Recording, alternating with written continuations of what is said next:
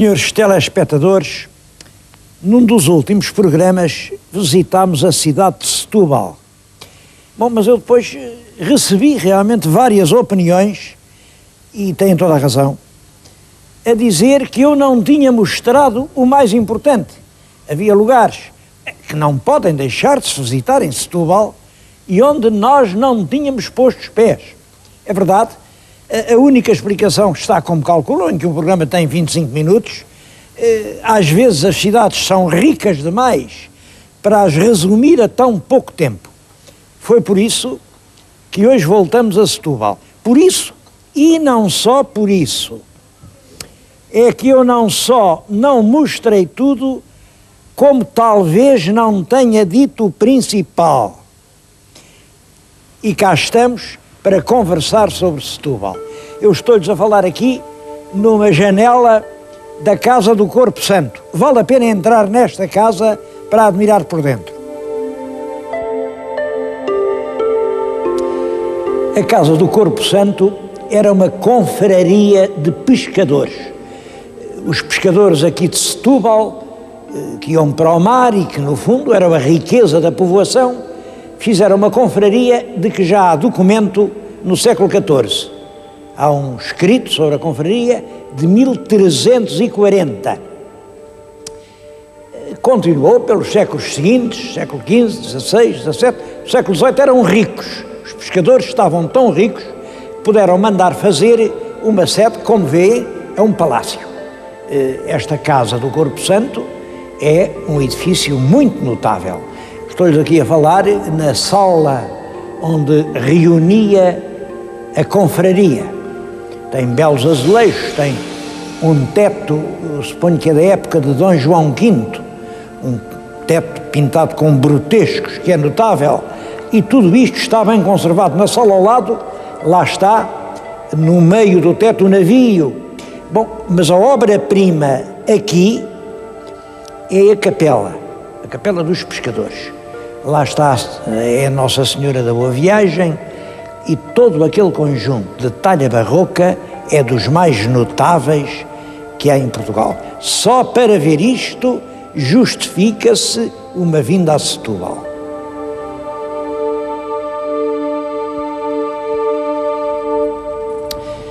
Infelizmente, essa situação de atenção e valorização do património histórico não é a regra em Setúbal. Longe disso. Setúbal é um caso flagrante de desprezo pelo património construído. Eu vou-lhes dar apenas alguns exemplos. Primeiro é este. O que está na vossa frente é um edifício gótico do século XV, é o Hospital de João Palmeiro. Isto vem do tempo dos descobrimentos. Bom, reparem, hoje é um pardieiro, lá dentro é um armazém de sucata e ferro velho, as plantas crescem nos interstícios das pedras e não há aqui o mínimo cuidado de conservação. Todavia, um monumento destes em qualquer lugar é precioso. São raríssimos, em Portugal, os exemplares da arquitetura civil do século XV. Vejam a que estado deixaram chegar, mas há mais para ver.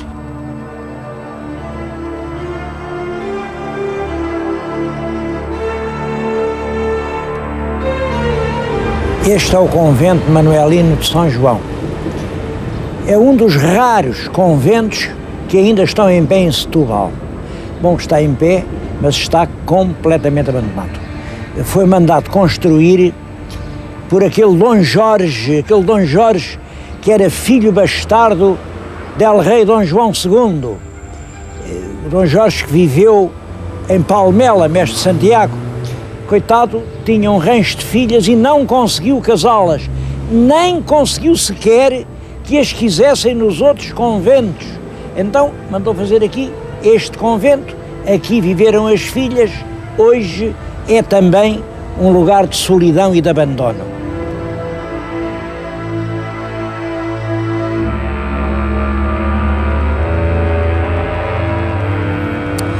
A casa que está na nossa frente tem passado, presente e futuro. O passado, segundo a tradição, eram aqui os estaus do rei Dom João II, quer dizer, a casa onde se instalavam os fidalgos forasteiros. No século XVIII foi comprada por um nobre, pôs aqui o seu solar, reparem naquela enorme pedra de armas que traduz a vaidade do fidalgo. No século passado já não era casa de fidalgo, mas funcionava ali uma escola de música e dança. Hoje é uma casa abandonada, chove no telhado, a água vem até ao resto do chão. Bem, o futuro é aquilo tudo cair e depois fazer ali um prédio de apartamentos. Logo àquele lado fica outra fachada do século XVIII.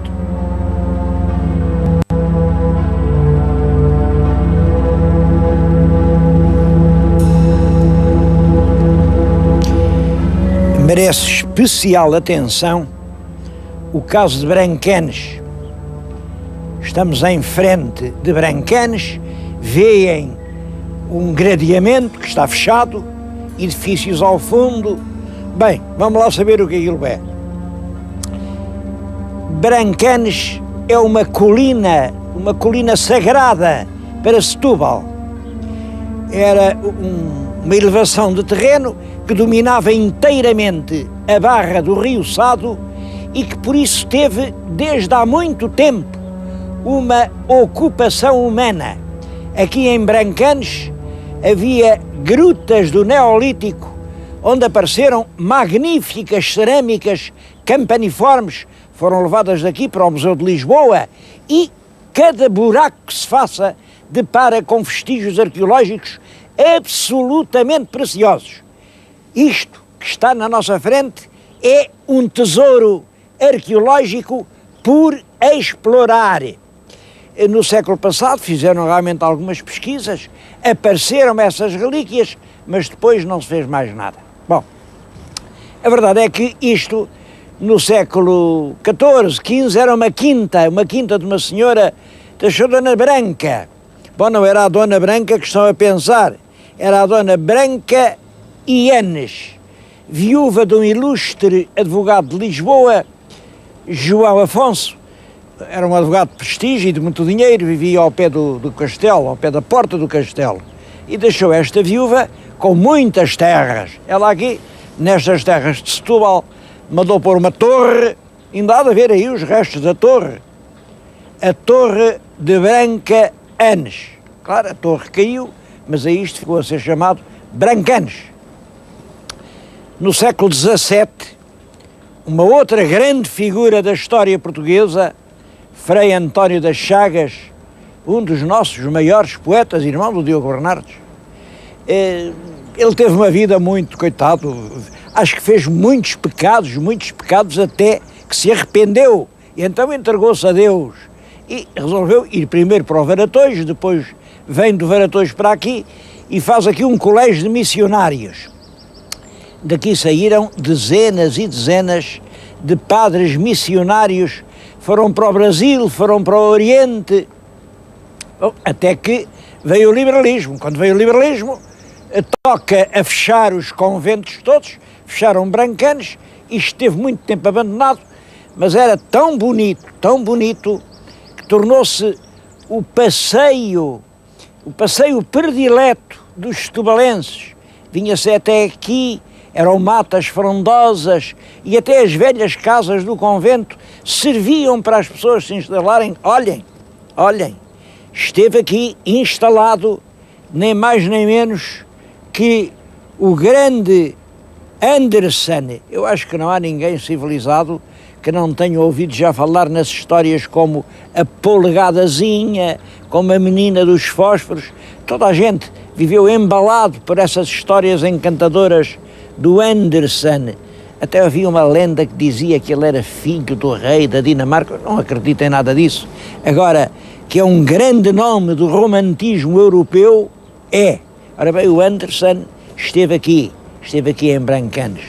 E depois dele esteve o Oliveira Martins, o grande Oliveira Martins, no fim da vida, em 94. Ele estava muito cansado, precisava de um lugar de repouso, veio aqui para Brancanes e começou aqui a escrever uma obra que infelizmente ficaria incompleta, o Príncipe Perfeito. Bom, vejam como esta Brancanes é efetivamente um álbum de história. Em 1910, estes republicanos de Setúbal, assim um bocado exaltados, chegaram aqui, pegaram-lhe o fogo, estardeu em grande parte, mas depois foi reconstruído e puseram lá um quartel de artilharia, com os canhões para defender a barra, porque realmente é uma boa posição. Bom, mas depois também acabaram os canhões, já ninguém dá tiros a ninguém, fechou o quartel e ficou Brancanes, ficou o encanto do lugar. Vocês querem saber o que é que lhe vão fazer? Realmente estou a pensar, bom, vai-se fazer uma grande estação arqueológica, como em Foscoa, para mostrar o que foi essa extraordinária cultura do Campaniforme. Nada disso. Então, um hotel de 5 estrelas, um hotel romântico, o hotel de Anderson, nada disso. Então, um centro de história, Oliveira Martins, o grande historiador português, ele viveu aqui, quis escrever aqui, e Setúbal precisa tanto de um bom edifício universitário, nada disso. Então, bem, um parque, vamos deixar ficar o parque para toda a gente passear e um espaço de liberdade e de lazer, nem isso. Vão fazer uma cadeia. Nós pedimos para entrar lá dentro, pedimos licença para entrar, os serviços prisioneiros, não senhor, aqui ninguém entra, isto agora é cadeia. Pronto, hortos são hortos, a gente não insistiu. É claro, connosco havia 1 milhão de pessoas que queriam entrar para ver, para aprender, para conhecer, mas hortos são hortos, aquilo está fechado. Em todo caso, conto isto, primeiro pela estupidez dessas hortes, depois para que os setubalenses compreendam o que deixaram perder. O espaço mais belo da cidade, com mais densa memória histórica, foi definitivamente amputado. Isto agora, aqui não entra ninguém. Isto é uma cadeia. Bom, eu acho que é triste. Eu acho que tenho visto fazer à história nacional muitas ofensas, muitos ultrajes. Agora, francamente, metê-la na cadeia é a primeira vez que acontece.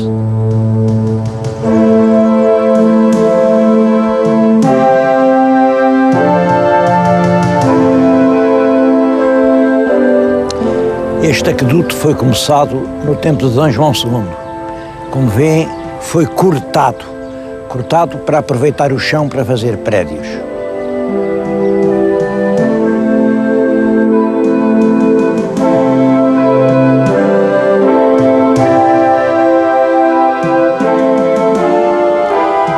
Um outro problema igualmente grave do património histórico de Setúbal é esta questão do Convento de Jesus.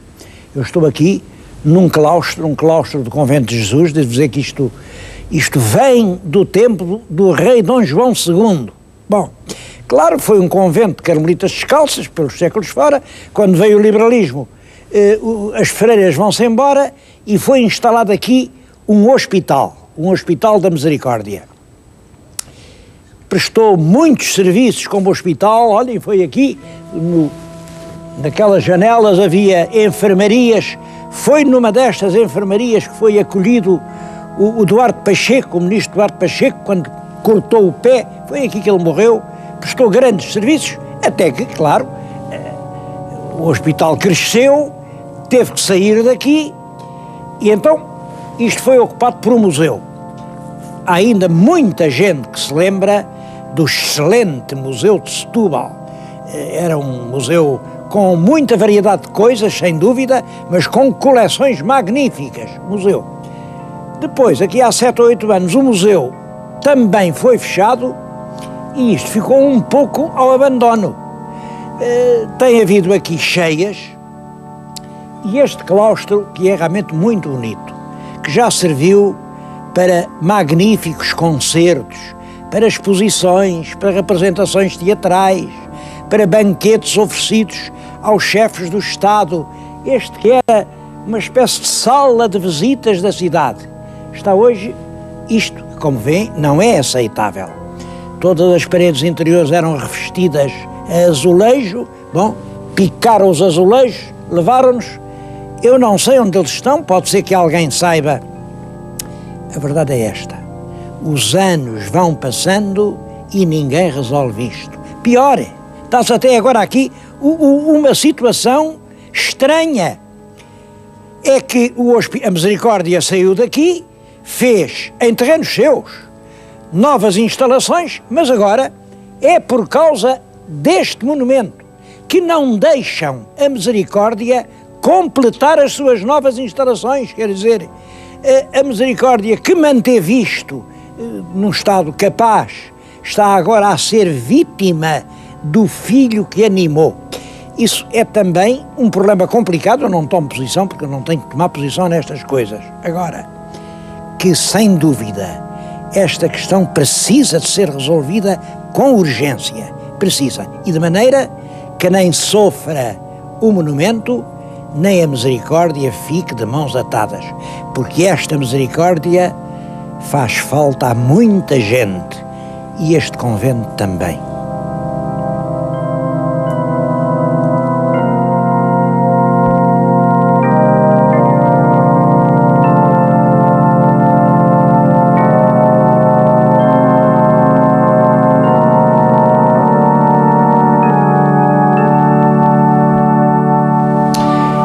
Estamos na cripta do convento, uma cripta funerária. Este é o soberbo túmulo de Dom António Manuel. Mão, em latim dizia-se mano. Reparem como lá está no túmulo a mano de Manuel.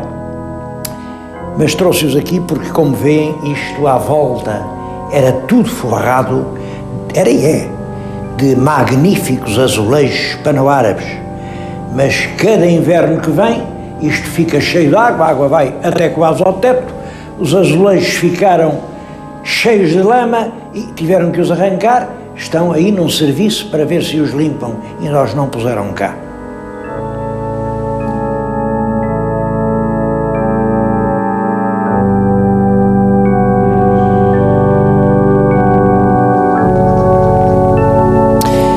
Eu falei no museu que existia aqui à volta e podia ficar a ideia no espírito de alguém de que o museu tem alguma culpa na tragédia que caiu sobre este claustro. Devo dizer que não tem, pelo contrário, bem ao contrário. O diretor do museu, o Dr. Batista Pereira, tem energicamente lutado pela salvação das coleções que aqui estavam, e ele até consegue um milagre. É que nesta ruína toda mantém aberto ao público uma galeria de pintura quinhentista.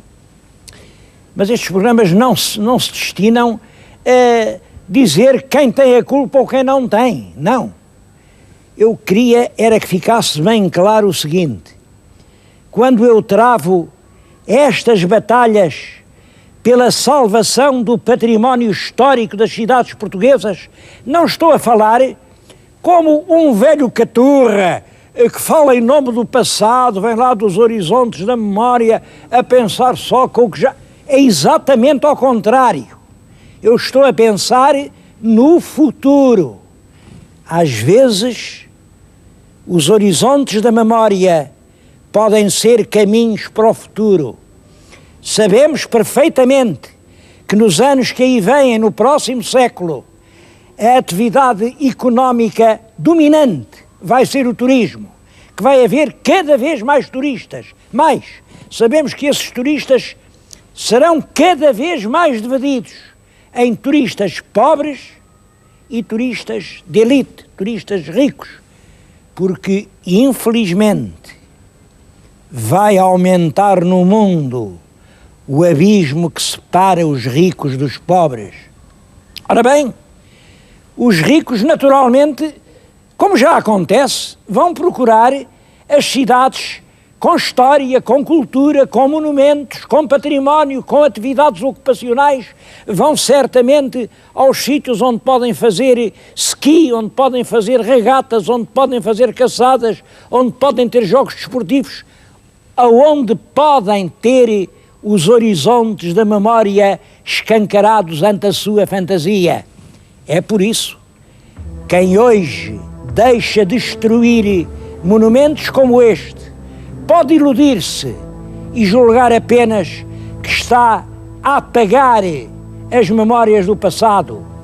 Engana-se completamente. Está a eliminar, a destruir vandalicamente as hipóteses do futuro.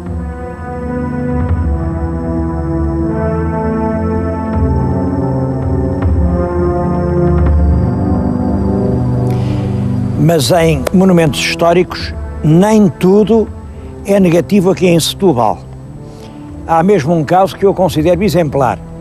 É o caso da Fortaleza Sanatório do Otão. Aqui a Barra do Sado teve sempre importância histórica e militar. Já o Dom João I, imaginem, o Dálgio Barrota, mandou fazer aqui uma torre para a defesa do Sado. Ainda hoje se pode ver essa torre. Bom, depois da restauração, o Dom João IV mandou fazer aqui grandes obras. Por sinal, quando andava a fazer as obras, apareceu um templo romano a Neptuno. Imaginem, já os romanos, como não tinham canhões, encomendavam-se aos deuses Neptuno para os proteger. Parece até que apareceu uma estátua de bronze do Neptuno, mas estupidamente derreteram-na para fazer canhões.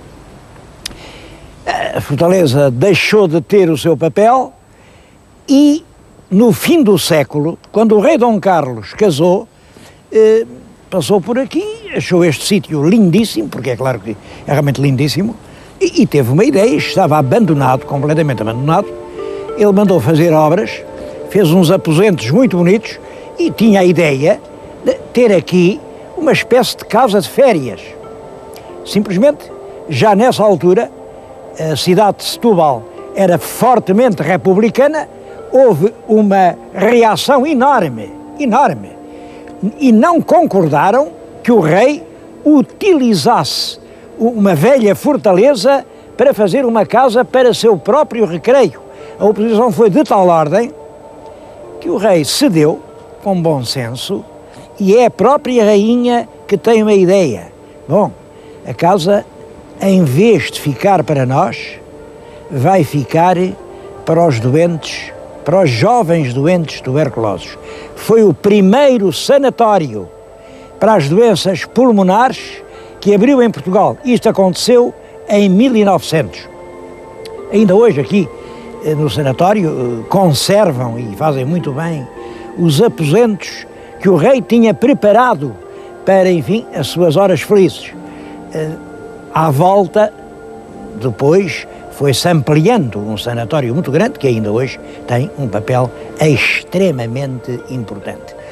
Eu acho este caso do Otão um caso, como eu disse, exemplar, de utilizar a história, dando-lhe uma função viva. Aqui não foi preciso ninguém estragar nada. E hoje, o velho sanatório do Otão continua a ser um instrumento útil, precioso, que tem restituído a saúde e a vida a tanta gente.